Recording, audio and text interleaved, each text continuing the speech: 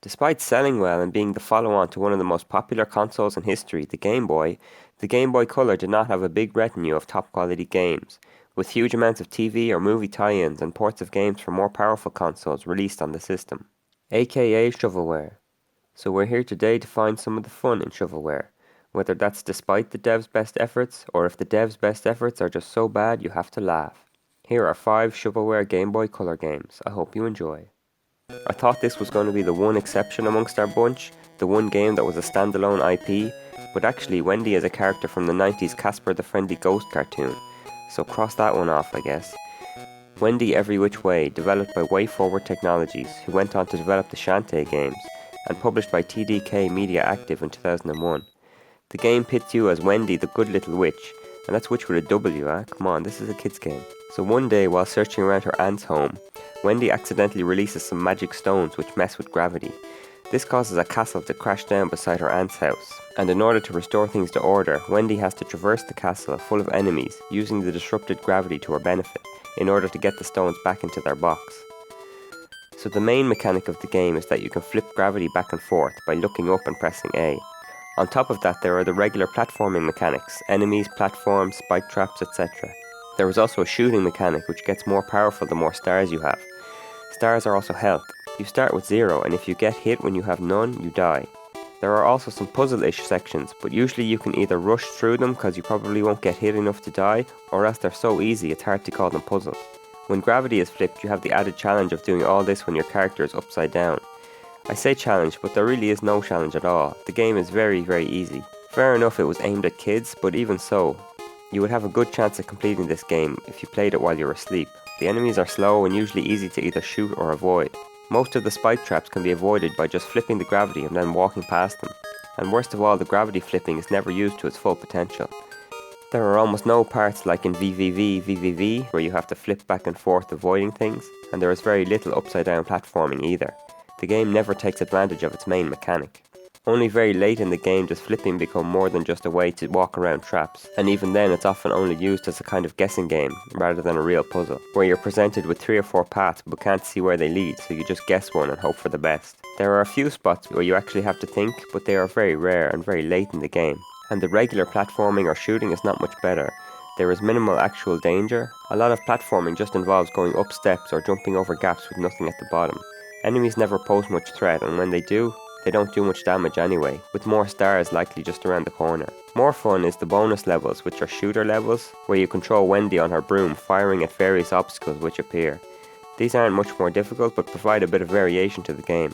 And the game is very short too. I finished it in about 40 minutes and there wasn't any collectibles or anything to give it some more replayability.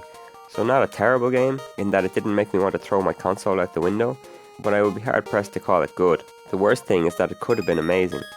Make it longer with some actual difficulty and develop the main mechanic a bit more, and you would have a great game. Anyway, all that said, it got quite good reviews when it was released, so take that for what it's worth. Papyrus was a cartoon from the late 90s based on a Belgian comic of the same name. The GBC game was developed by Dupuis and published by Ubisoft, released in 2000 only in Europe. The game is set in ancient Egypt and you play as either Papyrus or Teti Cheri. Papyrus is a fisherman chosen by the gods to rescue the god and pharaoh Horus, who has been imprisoned by the pretender Set. Meanwhile, Teti Cheri is a priestess who has come to help Papyrus on his journey. You begin the game as Papyrus, but after a few levels you get the choice of playing as either him or Teti Cheri.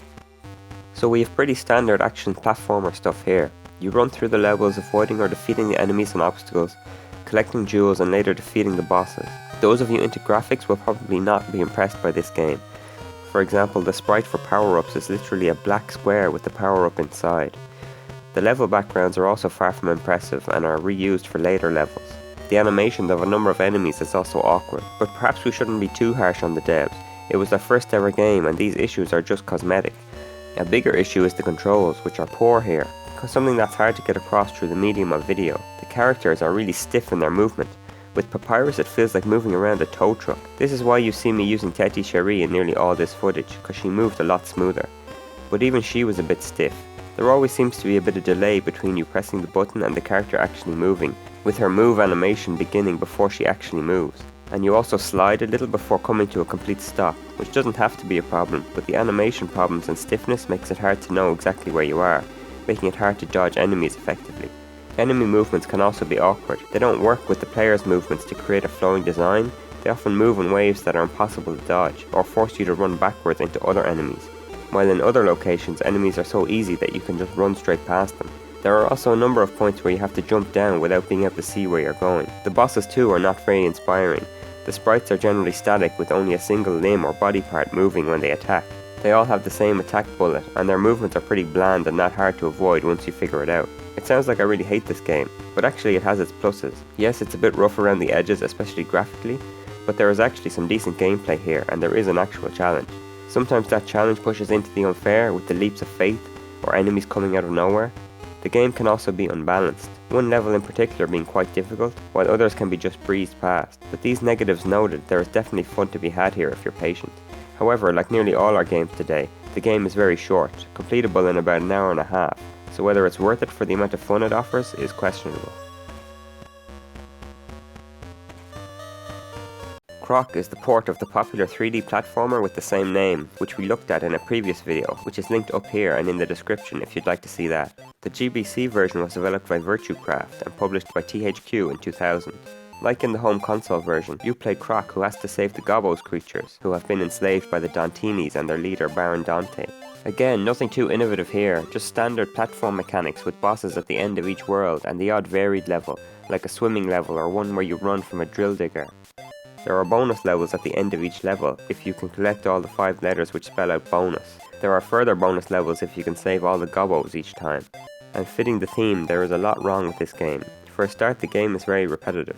There are about 4 or 5 levels in each world, and the varied levels are quite short, with the regular levels barely differing from one another, with similar obstacles and no new mechanics being introduced. The enemies are the same way, with most of their patterns being a variation of walking back and forth, with some of them occasionally throwing stuff at you, except they sometimes come onto the screen already throwing something, or moving so fast that it's basically impossible to dodge them. Add to that all the leaps of faith that are in the game. It's like the devs made the game for a TV-sized screen and didn't adapt it to the Gameboy Color screen before finishing.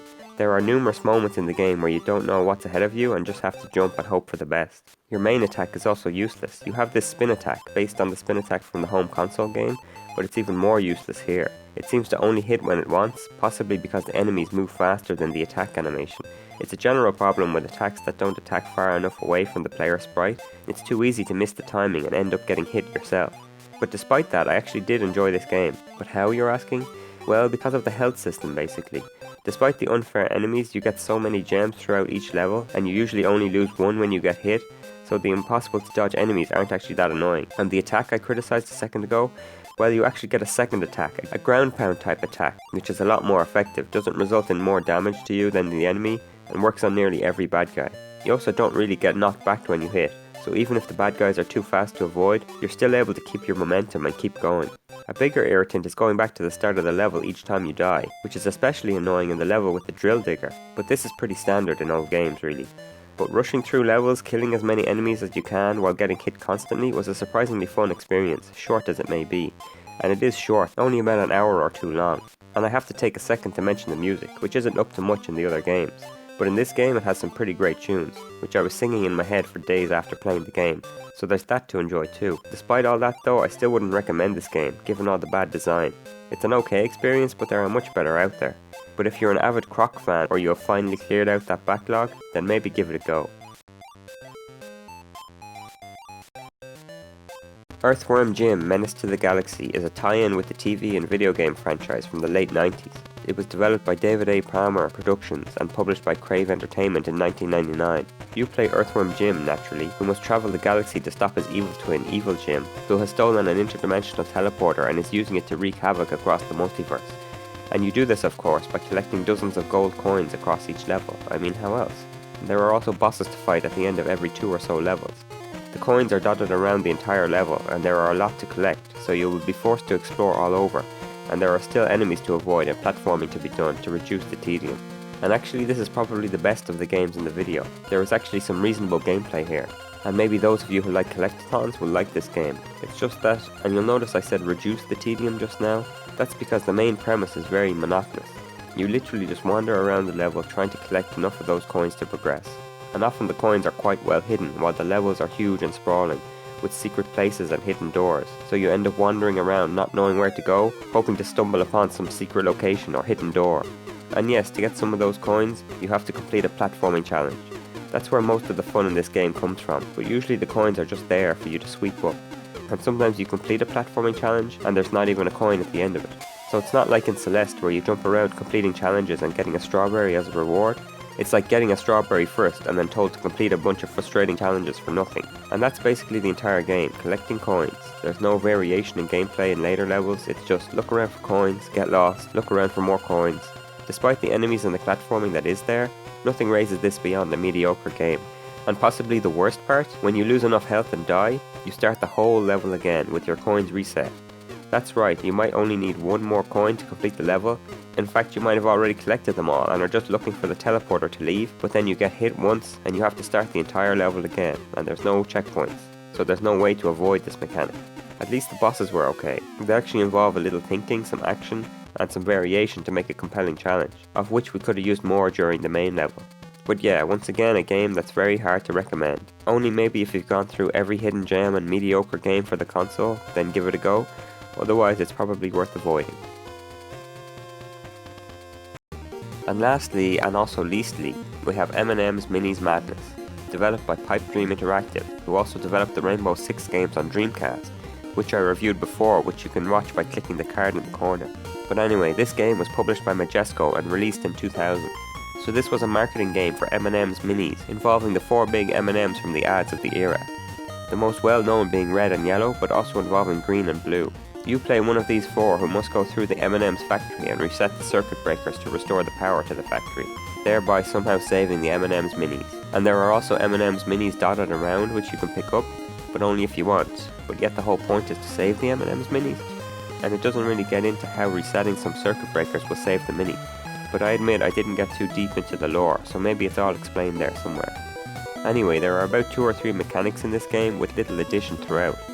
You have your standard platforming and avoiding enemies, then you have conveyor belts, which do what conveyor belts do, and then you have these bouncing things which you can use to jump really high as yellow, and that's about it. Unless you count leaps of faith as a mechanic, then that's the entire game. To be fair, there was also a swimming level, but otherwise it's just these mechanics repeated over and over throughout each level for each world, of which there are about 5, with 4 or so levels each. The level design is very unimaginative.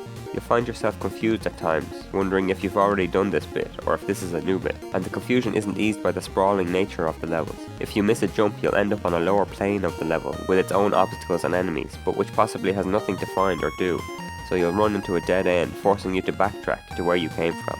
And since the levels are so repetitive, and there are multiple planes on each level, it's very easy to get confused thinking you've already been somewhere you haven't, or just missing one of the planes because it can be hard to see those platforms and to get to that area. As mentioned, you can play as one of the 4 big M&Ms. Red seems to be the all-round guy. He has a spin attack which is very useful for killing enemies. Yellow has the ability to jump really high off one of those bouncing blocks, and green can shoot projectiles which can kill certain enemies, though not all of them. And blue? Well hey, blue's a cool guy. No, blue seems to be completely pointless. I messed around with him a bit and couldn't find any power-up or ability. He has no weapon, he can't run faster, he seems to just be along for the ride. Other than that, the controls are terrible, very floaty and stiff. The hitboxes are dreadful, they seem to be in the middle of your character and hard to place exactly, so you end up missing platforms yet also getting hit by enemies when you don't expect to. There are the previously mentioned leaps of faith, which often force you to go back the way you came in order to avoid them, or else just leap off and hope for the best. Throw onto that pile some poorly designed knockback, and you end up dying from single hits, either from getting knocked back into a pit or knocked back into an enemy, which knocks you back into another enemy, which kills you. So in short, 10 out of 10 game of the year. No, this game is terrible, but I guess you already knew that. However, it's one of those games that's so bad it's kind of good.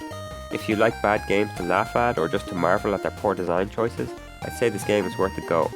It's available on eBay pretty cheap, or perhaps if you're a game designer, you can play this game and learn all the things not to do when designing a video game. For the rest of us, maybe let's just get Mario Bros. Deluxe or something. If you like this video, you can leave a thumbs up below, and I plan to make more videos like this, so if you'd like to be notified about that, click on the subscribe button below. Thanks for watching.